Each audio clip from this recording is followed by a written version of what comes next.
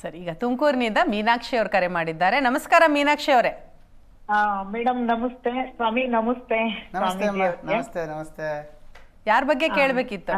ನನ್ ಮಗಳು ಅಪೂರ್ವ ಅಂತ, ವೃಷಭ ರಾಶಿ ರೋಹಿಣಿ ನಕ್ಷತ್ರ.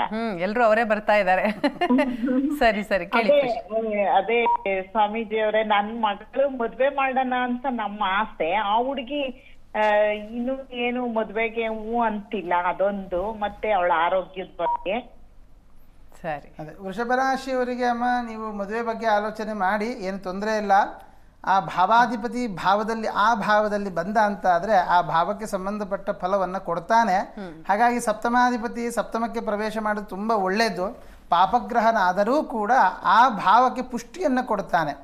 ಆದರೆ ಮಗಳಿಗೆ ಈಗಾಗಲೇ ಮದುವೆ ಆಗಬೇಕು ಅನ್ನುವಂಥ ಯೋಚನೆ ಇಲ್ಲ. ಇನ್ನೂ ಸ್ವಲ್ಪ ದುಡಿಬೇಕು, ಇನ್ನೂ ವೆಲ್ ಸೆಟಲ್ ಆಗಬೇಕು, ಎಲ್ಲ ಕುಟುಂಬವನ್ನು ನೋಡ್ಕೊಳ್ಬೇಕು, ಈ ಥರದೊಂದು ಯೋಚನೆ ಇದೆ ಅಂತ ಕಾಣಿಸ್ತಾ ಇದೆ. ಆದರೆ ಆ ಒಂದು ಯೋಗ ಜಾತಕದಲ್ಲಿಯೂ ಕೂಡ ಒಂದು ವೇಳೆ ವಿವಾಹದ ಯೋಗ ಇತ್ತು ಅಂತ ಆದರೆ ಗೋಚಾರದಿಂದಾಗಿ ಇನ್ನೂ ಅದು ಪುಷ್ಟಿ ಕೊಡುತ್ತೆ. ವಿವಾಹಕ್ಕೆ ಸಂಬಂಧಪಟ್ಟಂತಹ ಪ್ರಯತ್ನಗಳೆಲ್ಲ ಇನ್ನೂ ಸ್ವಲ್ಪ ವೇಗವಾಗಿ ನಡೀತದೆ.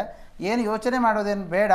ಗ್ರಾಮ ದೇವತೆ ಅಥವಾ ನಿಮ್ಮ ಕುಲದೇವಿ ಇದ್ದರೆ ಆ ಕುಲದೇವಿಗೆ ಒಂದು ಬೆಲ್ಲದ ಅನ್ನವನ್ನು ನಿವೇದನೆ ಮಾಡಿಸಿ, ಮತ್ತು ಒಂದು ಹೂವಿನ ಅಲಂಕಾರ ಎಲ್ಲ ಮಾಡಿಸಿ, ಒಳ್ಳೆಯದಾಗತ್ತಮ್ಮ. ನೆಕ್ಸ್ಟ್ ಈಗ ಭಾರತಿ ಅವರು ಕರೆ ಮಾಡಿದ್ದಾರೆ. ನಮಸ್ಕಾರ ಭಾರತಿ ಅವರೇ. ನಮಸ್ತೆ ಮೇಡಮ್. ಯಾರ ಬಗ್ಗೆ ಕೇಳಬೇಕಿತ್ತು? ನನ್ ಮಗಳ ಬಗ್ಗೆ, ಶಿವಾನಿ ಅಂತ. ಅವಳು ಕೆಲ್ಸದ ಬಗ್ಗೆ, ಇಂಜಿನಿಯರ್ ಮುಗಿಸಿದಾಳೆ, ಇನ್ನೂ ಕೆಲಸ ಆಗ್ತಾ ಇಲ್ಲ ಮೇಡಮ್. ಸರಿ, ರಾಶಿ ನಕ್ಷತ್ರ ಹೇಳಿಮ್ಮ. ವೃಶ್ಚಿಕ ರಾಶಿ, ಅನುರಾಧ ನಕ್ಷತ್ರ. ಸರಿ, ವೃಶ್ಚಿಕ ರಾಶಿ. ಅಮ್ಮ ನಮಸ್ಕಾರ.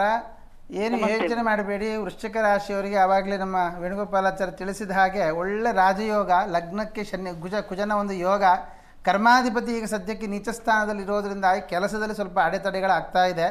ನವೆಂಬರು ಈ 16ನೇ ತಾರೀಕಿನ ನಂತರ ಕಾಲದಲ್ಲಿ ಆವಾಗ ರವಿ ವೃಶ್ಚಿಕಕ್ಕೆ ಸಂಕ್ರಮಣ ಮಾಡ್ತಾನೆ. ಅವಾಗ ಇಬ್ಬರು ಪರಸ್ಪರ ಮಿತ್ರರು. ಕುಜನಿಗೂ ರವಿಗೂ ಒಳ್ಳೆ ಮಿತ್ರತ್ವ ಇರೋದ್ರಿಂದ ನಿಮಗೆ ಗೊತ್ತಿರುವಂತಹ ಅಥವಾ ನಿಮ್ಮ ಮಗಳಿಗೆ ಗೊತ್ತಿರತಕ್ಕಂತಹ ಕಡೆಯಿಂದಲೇ ಅವರ ಇನ್ಫ್ಲುಯೆನ್ಸ್ ಮುಖಾಂತರ ಒಳ್ಳೆಯ ಕೆಲಸ ಸಿಗುವ ಸಾಧ್ಯತೆ ಎಲ್ಲ ಇದೆ.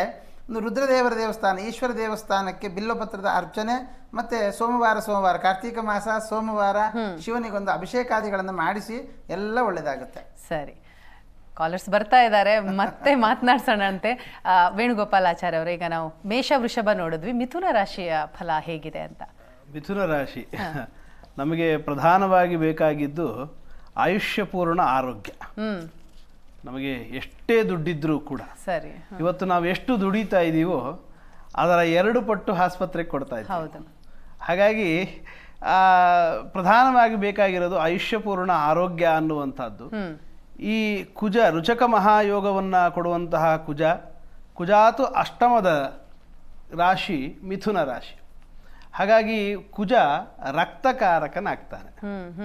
ಆ ರಕ್ತಕಾರಕನಾದ ಮತ್ತು ಈ ಬೆನ್ನಿನ ಬೋನ್ಸ್ ಏನಿದೆ ಅದಕ್ಕೂ ಕೂಡ ಅವನು ಕಾರಕನಾಗ್ತಾನೆ.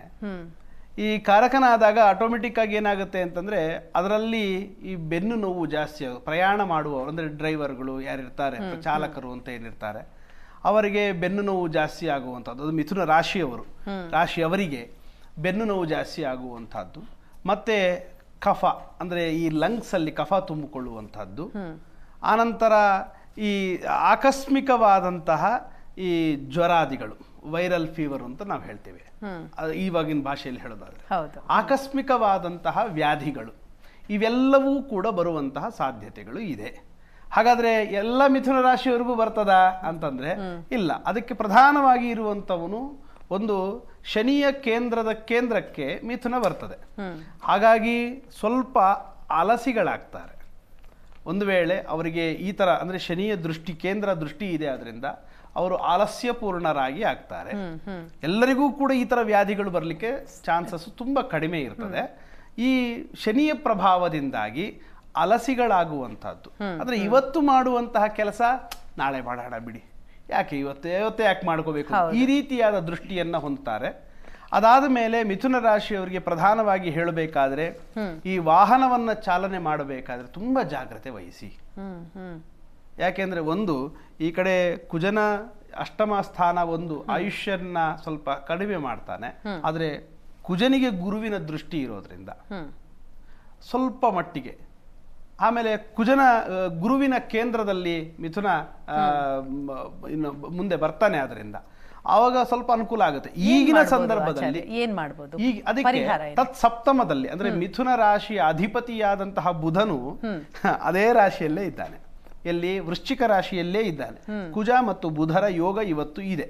ಹಾಗಾಗಿ ಬುಧನಿಗೆ ಹೇಳುವಂಥದ್ದು ವಿಷ್ಣುವಿಗೆ ಸಂಬಂಧಪಟ್ಟಂತ, ಮತ್ತೆ ಯಥಾ ಪ್ರಕಾರವಾಗಿ ವಿಷ್ಣು ಸಹಸ್ರನಾಮಾವಳಿ ಅಥವಾ ವಿಷ್ಣುವಿಗೆ ಸಂಬಂಧಪಟ್ಟ ಕೆಲವು ವೆಂಕಟೇಶ್ವರ ಸ್ವಾಮಿ ದೇವಸ್ಥಾನಗಳಿಗೆ ಹೋಗಿ ಅವರಿಗೆ ಕೈಲಾದಂತಹ ಪ್ರಾರ್ಥನೆಯನ್ನು ಮಾಡಿಕೊಂಡಾಗ ಈ ಮಿಥುನ ರಾಶಿಯವರು ಆಕ್ಸಿಡೆಂಟಿಂದ ಪಾರಾಗುವಂತಹ ಸಾಧ್ಯತೆಗಳು, ಆಯುಷ್ಯ ವೃದ್ಧಿ ಮಾಡಿಕೊಳ್ಳುವಂಥದ್ದು, ಆಮೇಲೆ ಆಕಸ್ಮಿಕವಾಗಿ ಬರುವಂತಹ ರೋಗ ರುಜಿನಗಳಿಂದ ತಡೆ ಅನ್ನುವಂಥದ್ದು ಸಿಗುತ್ತೆ.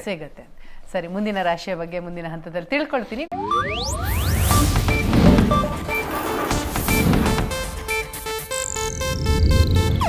ಇದು ಏಷ್ಯಾನೆಟ್ ನ್ಯೂಸ್ ನೆಟ್ವರ್ಕ್ ಪ್ರಸ್ತುತಿ.